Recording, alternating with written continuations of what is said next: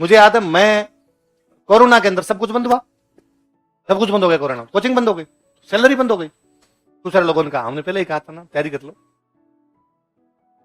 मैंने कोरोना में घर भी नहीं गया था, मैं जयपुर रहा था, मगर जयपुर ने इतना कुछ दिया अपने को, मरेंगे तो यही, नहीं जाना गांव वापस। मतलब कमाने के लिए तो मैं जयपुर, मरने के लिए जाऊंगा गांव। मुझे लगे कि साहब संकट आया तो ये शहर इतना सब कुछ दे रहा तो यहीं रहेंगे, मरेंगे तो यहीं पर मरमुरा जाएंगे। तब खाना कैसे खाओगे, बना लेंगे, कोई दिक्कत नहीं। 2 साल कोरोना में एक भी दिन घर नहीं गया, यूं मैं चला जाता हूं। किस बात का संकट आएगा?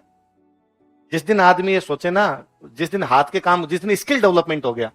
मैं अभी भी कई बार कहता हूं कि भाई ये मैं ठीक है यहां पढ़ाने लग गया, मैं भी ना भी पढ़ा रहा होता ना तो भी मैं कहीं ना कहीं कमा के खा रहा होता, अच्छा कमा के खा रहा होता, क्योंकि मेरे पास स्किल है। मैं हमेशा सोचता हूं कि बोलना आता है, बोले बंगा बोरिया भी कहे। मैं किसी साउथ इंडिया में किसी साड़ी की दुकान पे जाके साड़ियां बेचता ना तो मैं सबसे अच्छा सेल्समैन होता। मुझे बात करनी आती है, जितनी आंटी जी आती है मेरे से लेके जाती है, ये वाला सबसे अच्छा बेचता है, काय लोड लेना इतना। पर अभी तक क्या है, हम योग्य, हमें खुद की योग्यता पे भरोसा ही नहीं है। बच्चा तैयारी करने आता है आरएस की, और तैयारी करने के थोड़े दिन बाद में खुद ही कह रहा होता है कि पटवारी दे लूं। खुद पे भरोसा तो कर, खुद की योग्यता तो दिखा। फिर और नीचे नीचे नीचे नीचे आता इतना आता है जिसके हद नहीं। स्लो फ्री स्लीपिंग है वो कहां तक फिसल के जाता है। आप इतने सारे बच्चे तैयारी करने वाले हो, केवल इसलिए आईएएस का पेपर नहीं देते यार तुम लोग कि हम आरएस के बेच में बैठे थे। हिम्मत नहीं होती फॉर्म भरने की आईएएस की कि हमने तो आरएस की तैयारी की थी। अरे ये सिविल सर्विस की तैयारी है, इसमें दोनों सेम होती। साइंस पढ़ाते हैं डॉक्टर साहब, मेरे वाला सब्जेक्ट छोड़ दिया रास्ता नहीं, डॉक्टर साहब साइंस पढ़ाते हैं। क्या पढ़ा है साइंस में, क्या चल रहा है आपके? अंतरस्त्रावी ग्रंथियां वो कोई चल रही होगी आपके यहाँ, आंख चल रही हो, आंख, हाँ, कोई ब्लड पढ़ाया होगा आपको। आईएएस के आज पेपर जाके देखना उसमें क्या क्या पूछ रखे हैं। आईएएस के साइंस के पेपर देखना आप, तो आईएएस वाले, और उसमें देखना कि इन टॉपिक के क्या क्या क्वेश्चन है, यही जो आपके नोट्स में है। पर आपकी हिम्मत देख के आपसे आईएएस के पेपर भी नहीं खरीदे गए। कोई पेपर भी लाया होगा तो आरएस के पेपर लेके आया होगा, आरएस के देख लेता हूं। ये तो हमारा डर है कि हमसे खुद की स्किल न तो बेहतर होती है न। मैं कहता हूं स्टूडेंट 3 साल कोचिंग कर लेता है, गांव का आया हुआ बच्चा, और 3 साल बाद में कहता है मेरी अंग्रेजी कमजोर है। 3 साल से बैठा था यहां पढ़ता। मैं जो भी मेरे को आकर अंग्रेजी कमजोर, मैं उनको हमेशा कहता हूं कि पिछले 3 साल में ऐसे लगातार 7 दिन आए हैं क्या जब लगातार 7 दिन अंग्रेजी पढ़ी है ना? सर भगवान सीधी थोड़ी डाल देगा। मैं एकदम टिपिकल राजकीय प्राथमिक विद्यालय का प्रोडक्ट हूं, कि मतलब वो राजकीय प्राथमिक विद्यालय कि पाकिस्तान बॉर्डर से 8 किलोमीटर अंदर, केवल आगे पाकिस्तान बॉर्डर था। क्लास 5 कमरे 2, तो बाकी जो 3 क्लास वो किंकर के नीचे लगेगी। बबूल को किंकर बोलते हैं, उन किंकरों के नीचे बैठकर पढ़ा करते। मुझे लगता है मेरी सबसे अच्छी एजुकेशन ही वहां पर हुई, खूब अच्छा पढ़ा मैं वहां पर। बाद में भी गांव की स्कूलों में पढ़े, जैसी वो स्कूलें थी उसी के अनुरूप पढ़ाई हो गई। तो अंग्रेजी जितनी आनी चाहिए थी उतनी सी आई, कि भाई पहली बार अंग्रेजी पढ़ी 6 क्लास में जाके अंग्रेजी पढ़ी। तो 6 में तो मुझे याद है पूरी साल एबीसीडी सीखी थी, कि लिखवाने ही सिखाए थे थोड़ी बहुत। और लास्ट में जाते मेरे को तो बड़ा अचंभा था, लास्ट में जाते उन्होंने कहा था कि ये वाली तो काम ही नहीं आती, काम तो ये आएगी। तो मुझे बड़ा बुरा लगा यार, पहले ये क्यों सिखाई, फिर डायरेक्ट ये क्यों नहीं सिखाई हमें। 7th क्लास में जाके उन्होंने थोड़ा बुक पढ़ना इस प्रकार का सिखाया। तो एग्जैक्टली जो एजुकेशन है वो 7 से अंग्रेजी वाली शुरू हुई। 8वीं में पहली बार टेंस पढ़े। टेंस नाम की कोई चीज होती है, इनको इस प्रकार से यूज में लिया जाता है। 9th वैसे नहीं पढ़े, ज्यादा लोड होता नहीं था। 10th में आया कि बोर्ड है, तो हमने सीधा सर से पूछा अंग्रेजी में क्या करना। तो संजीव पासबुक का ये कहानियां याद कर लो। तो 50 से कहानियां याद करी, thirsty crow, greedy dog, hungry fox, bee and dove, वो सारी कहानियां याद कर ली। थोड़े ऐसे याद कर लो, ऐसे याद कर ली, एप्लीकेशन याद कर ली। अच्छे नंबर है, खूब अच्छे 75% से ऊपर ही लेके आए। ये कहा 12th में फिर वही ढांचा लगा कि 12th में साइंस ली तो फिर ये था कि यार साइंस में ज्यादा ध्यान देना, तो फिजिक्स केमिस्ट्री मैथ्स ही पढ़ते रहते, तो इंग्लिश वैसे नहीं पढ़ी। तो हिंदी इंग्लिश वाला 12वीं तक वाला खांचा बराबर सा रहा, जिसे स्कूल में नंबर आ जाते। पर मुझे 12th करने के बाद ये समझ में आ गया था कि अंग्रेजी और हिंदी ये भाषाएं, ये सब्जेक्ट नहीं है, भाषा है। सब्जेक्ट कभी भी पढ़ा जा सकता है, भाषा सीखने के लिए टाइम लगता है। तो 12th के बाद में अंग्रेजी 1 साल तक पढ़ी। 1 साल तक पढ़ी तो उसके अंदर वापस टेंस वगैरह भी सीखे, इनका प्रयोग कैसे किया जा सकता है वो भी सीखे, थोड़ी वोकैबुलरी याद करनी सीखी। अंग्रेजी का अखबार लाके पढ़ना शुरू किया। बोले मेरे से दिन में उसकी 5 लाइनें पढ़ी जाती, पर थोड़ा बहुत उसको पढ़ता।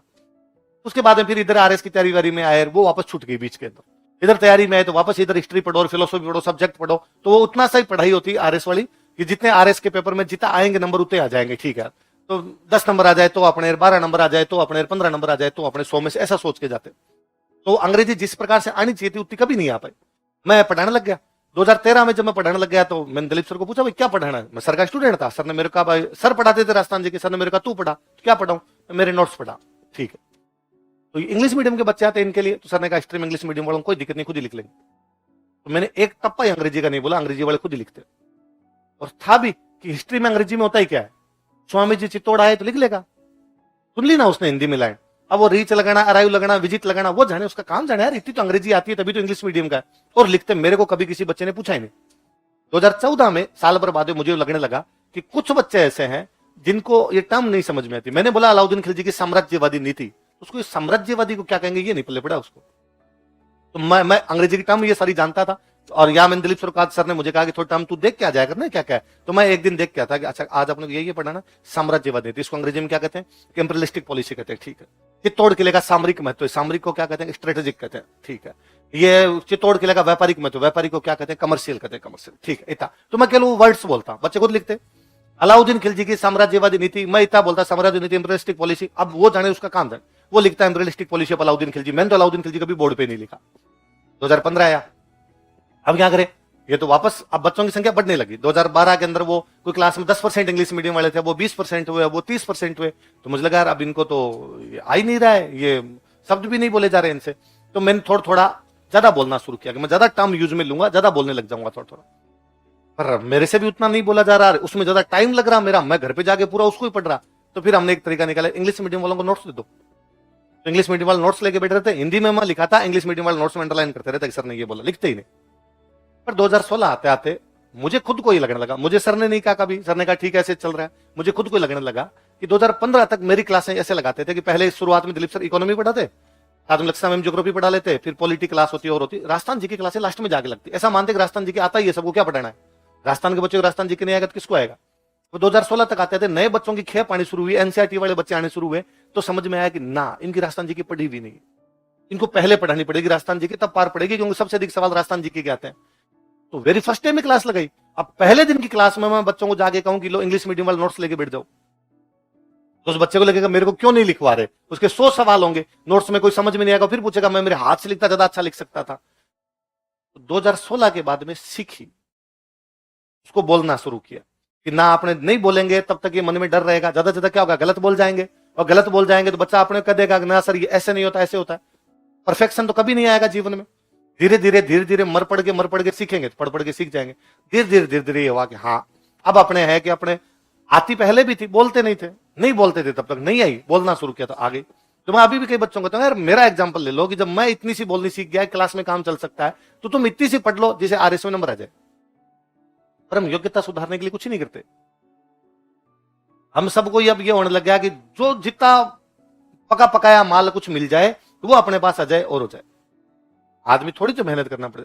लक्ष्य मैम आगे ज्योग्राफी पढ़ाने के लिए आएंगे आपको ना, अभी 2-4 दिन में क्लासेस लगा देंगे। तो मैम कॉमर्स से, कॉमर्स के RS की तैयारी की, IS का तैयारी की, IS में मैम इंटरव्यू दे के आए, तब उनका सब्जेक्ट था हिस्ट्री, पढ़ाते हैं ज्योग्राफी, और राजस्थान की सबसे बेहतरीन, भारत की सबसे अच्छी ज्योग्राफी तैयार कर ली, पढ़ ली, सीख ली। टिपिकल इंग्लिश मीडियम में मैडम को हिंदी नहीं आती, वो बोलती इंग्लिश है, मतलब साधारण बातचीत में इंग्लिश बोलते हैं। अब मैं जब उनको क्लास में हिंदी लिखवाते हुए देखता हूं, मुझे लगता है कितनी मेहनत की इन्होंने, ठीक इधर से इधर है। हिंदी वाले के लिए इंग्लिश तैयार करना फिर भी थोड़ा सरल है कि कम से कम समझाना तो हिंदी में ही है। अंग्रेजी वाला भी हिंदी में समझ के राजी हो जाता है कि हाँ सर आप तो बता दो, लिखवा उसके अंदर देना, पल्ले पड़ जाएगी मुझे से। 2-4 सब नहीं समझ में आएगा तो पूछ लेगा सर इसको क्या कहते हैं अभी जो आपने बोला। इंग्लिश वाला पूरी इंग्लिश बोलने लग जाए ना, मैम उस इंग्लिश के हैं, तो इंग्लिश मीडियम वाले हाथ खड़े करते हैं, कहन जाए आज से हमारा हिंदी है ना, आप हिंदी में आ जाओ। मैम को कितनी आया होगा कि इन्होंने पूरा खुद को इधर से इधर 360 डिग्री लेके आए होंगे अपने आप में, पर मेहनत की तो वो भी हो जाए। तो चीजें, योग्यता मां के पेट से थोड़ी आती है, और सरकारी नौकरी योग्यता, बाकी योग्यता नहीं। आर्थिक इस डर के अंदर की प्राइवेट नौकरी करने से आर्थिक संकट आ जाएगा, कहा कि तो कोई इलाज नहीं। और बिजनेस में किसी प्रकार का, भारत जिस दिन बिजनेस की तरफ जाएगा भारत उसी दिन प्रगति करेगा। भारत अभी तक केवल 2 ही बातें सोच रहा है, एग्रीकल्चर या सर्विस, इसको खा गया भारत बीच में।